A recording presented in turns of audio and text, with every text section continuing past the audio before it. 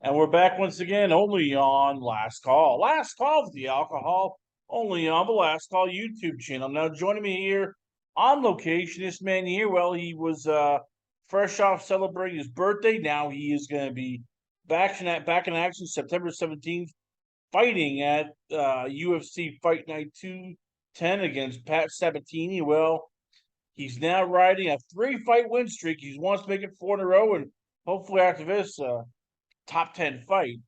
I give you once again, all the way from Dallas, Texas. I give you the Leech himself. I give you it's Damon Jackson. Damon, so you, Pat Sabatini, September 17th. How big is it going in there with three straight wins, especially when it's tough to get two straight wins to the UFC, let alone three straight wins? Yeah, this is huge, man. I think this is a tester fight for both of us. Whoever wins this fight is going to get a top 10, top 15 matchup next week. So, I'm coming out there ready to go, and I know he will too. It's gonna be a tough fight for sure. Break down Pat Sabatini. I mean, on paper he's pretty formidable. He's 17-3. He's won, six straight fights. Has a wrestling background. Knows how to do jujitsu. Like when you see him, what makes him such an effective fighter? I think that it's his wrestling. I think that he wrestles well, and he does top. Like he'll catch a block or he'll catch hooks in, and he takes people's base out. He lands good punches on top. Not super effective, but he's definitely he lands some good clean shots every while on while he's on top. So I think that his top control and his wrestling is definitely the problem to really do this fight. I think that he's got to worry the same thing is that he gets me down the ground. It's not like it's going to be easy to hold me down or easy to sub me or control me. So it's going to be a fight for sure. Last, I'd say, high level wrestler we took on comparative to him is Mirsad Bektik. Is there any Yeah. similarities in terms of their wrestling? Is Sabatini more of a guy who likes to scramble? Is he does he have more of an NCAA base? Like, does it help having that win over Bektik to give you an idea of, all right, well, this worked. This is what I could use against another wrestler. Yeah, I mean, it's always good to have other fights to kind of compare to. I don't really take a lot away from that Betic fight. I took that fight on a 3-day notice, and that was during COVID. Wrestling at all, to grapple at all. So that's not my style against the wrestler. That would definitely not be how I'll fight this fight. I'll go out there and get in his face, and we'll see who has wrestling defense. And I think this could be, a pretty big stand-up fight for both of us. I think that that's probably what's going to be because he knows how dangerous I am on the ground, and I know that he's not going to be easy to get to the ground. But if he gives me the opportunity to take him down, take him down. How weird is it fighting at the Apex Center? Because there's no fans almost, and so it's basically like those old televised fights where it's studio only, Yeah, coach the corners. I mean, and for a guy like yourself who you haven't had one of those fights with fans since I'm guessing early March 6 2020 when it was LFA 83. I mean, how weird is it where you're like, okay, the fight, we get ready, and then you go in there, it's like, oh crap, no crowd. Okay, this is a bit weird here, but hey, let's just go with the punches.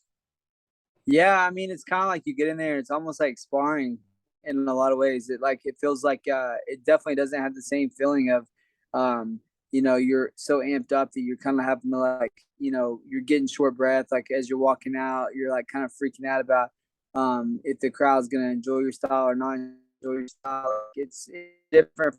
There's pros and cons to both, but I'm definitely ready after this fight. I'm definitely ready to fight review card or one of the big fight nights somewhere and have some fans there because I bring a huge crowd. That's why I wanted to fight in Dallas so bad because I could have sold out the undercard. Man, it was really frustrating to not get the fight there. I was hoping someone got hurt this way, something like that. So I actually wait at 155 just in case someone fell out, and it just didn't happen. So I would love to get on a pay per view card next or a big fight card. Is it easier though having these fights at the Apex Center for you in the sense of you can hear your corner? So when you have guys who are tricky or guys who like to, try to get submissions or they try to do weird things, does that help you having a corner go, look out for this, sit down, hips down here, get Yeah, off the cage? Does that help having almost like now being able to yeah, hear your corner go, okay, this is what's going on? yeah. And it also helps like you hear your corner and you hear their corner. So if you're smart enough, you can listen to what their corner. You can avoid a lot of damage. You can avoid a lot of X coming at you or a lot of takedown setups or whatever it is. So there's pros and cons to it for sure, 100%. And fighting in front of a crowd comes the same thing. Sometimes coaches or sometimes you're on the side of the corner, so you can't really hear your coach. So being at the Apex is definitely something that it's got pros for sure, but there's definitely some cons too. But I'm definitely ready to fight in front of some fans. Thinking back to the last fight, it was you versus Daniel Argeta.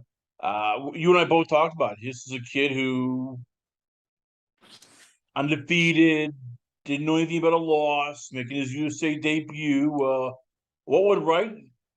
What went wrong? How much of that fight do you look and go, I won because I knew at least what to expect, and and I knew what it was going to be like having those oh crap moments, and going into the second round, third round, not worrying, not freaking out because I'm going to blow my chance. Yeah, like I had such a great camp. I had such a great weight cut. Honestly, I had a really good weight cut, really good camp. I think I messed up when I rehydrated. So that's something that I've already spoke with a nutritionist, and I worked with the UFC guys, and they told me what I had to do. Right? And I did their program. I just kind of tweaked it, and I may have added in some more of the electrolytes than what was necessary, and then I drank the water, and it was just like timing on everything. I've got to work on the timing, and I've got to go a lot slower on the next fight, and that make sure that my weight doesn't get over a certain amount because I was 176 and get the weight off. I worked out the day of weight, and like that night I worked out, and then I worked out the day of my fight just to try to get some of the weight off, and it just would not come off. So uh, this fight, I'm definitely gonna focus and make sure that I get that right. Make sure I don't get over the weight that I want to fight at. And I take pride in my conditioning. So to go out and have a good fight, I look like I was in condition. It was really frustrating. How tough is that weight cut just every year? Because the older you get, the more it's not like, oh yeah, I can have a burger, fries, and I can just run it next day and it's off. It's like all of a sudden it's like, oh yeah, crap. These 10 pounds are coming off, tougher and tougher. I mean, I know that you're happy at featherweight. You also have fought at lightweight. Do you see lightweight becoming something like in the next year where it's like I might start going up just so I don't have to have this cut where all of a sudden those last 5 pounds just like getting blood out of a stone and it's gonna just take away from me. I would love to fight 55. I think that when I stopped of a title, I would go and just fight there. But me being at featherweight is where I can win a title, and it's really like a pretty good cut for me. It's not like it does suck for sure, but it's not gonna like like I can make the weight cut. I can make it happen, and I can make it happen fairly easy. So I'm staying at 45 until I can't do it anymore for sure. But also until I think that I should just be fighting the fight and try to win a title. And I think that the day that happens is the day that I stop fighting. So for me, it's like I love fighting, I love competing, and I want to chase my dream to the fullest. So if I'm not doing well at the weight, and I'm not making it to the top 10, 55 and try it out. But I don't want to think about that until I'm done. Done with featherweight, and I can make the weight cut. I can make it pretty easy. But on it, just it's 25 pounds. It's a lot to cut. But, I make it happen pretty good. If you're the news right, if you're following the news right now, one of the biggest stories right now is and it's not MMA related, but I thought of it, when I was talking to you because you're a father. It's we've seen Janet McCourty come out with her book.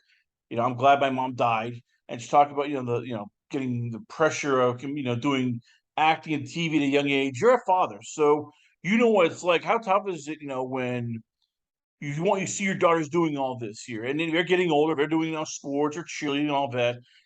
How tough is it sometimes not being that overbearing soccer parent or overbearing sports dad, and all of a sudden you go, oh crap, I'm trying to basically I'm considering taking out the other coach's legs with a baseball bat. Like, how tough is it sometimes, like, being a father, being into what your daughter's doing, and not being just super like, I'm I want you to do this and this. We're gonna even bring in a trainer and a lot, and all of a sudden your daughter's will go, yeah, we really hate what we're doing. Yeah, no, I've worked with too many kids for too long, so I've kind of got that cheat code where I've been coaching wrestling while I was in college, and then when I was out of college, I was coaching wrestling and coaching jiu-jitsu, and like I'm about to open a gym. So I have a cheat code, and I've seen so many parents, like so many of my friends that wrestled, hated wrestling, and then as soon as they got into college, they quit. And I've seen that in every sport, and I've seen it from every parent style where the parent was a little badass athlete, and they try to press their kids into it, and they go so hard on them that they don't even want to do it. And for me, my everyone take a practice. I'm like, hey, do you want to be here today, or like, do you want to do this, or do you just want to chill at the house? Like, what do you want to do? And I ask them that, and every single time I've asked them that, they've always made this one practice. They want to be there. I tell them, I'm like, your grades aren't good. Do you really want to, continue in, this sport, or do you want to, go to college one day? And so they'll get their grades up, or like if their diet's off, I talk to them about that, and I just kind of I because my parents were supportive of me, and neither one of them, were overbearing and over pushy about what I did. And I think that finding wrestling at a young age was really important for me, and it taught me a lot. And whenever I see these kids, you're putting in so much. I need that parent or that coach and tell you something negative to get you amped up, or they like you don't need that. Like most people don't really want that. So like when I see kids, I just try to be supportive as possible. And if you how to work out and you show them how to work hard, then they'll copy everything you do. And so with my kids, I take them to the gym with me, but I don't let them work out. Like I just let them watch me work, and I just when they're watching. It's really tough with me. All my girls love the sports they do. They all love to be around everything me and their mom do, and it really means a lot to me to have their support. And I would hate to be the person that makes them hate sports in any way. So I've learned a lot from just coaching. Does it help for you and your family that you're living your dream?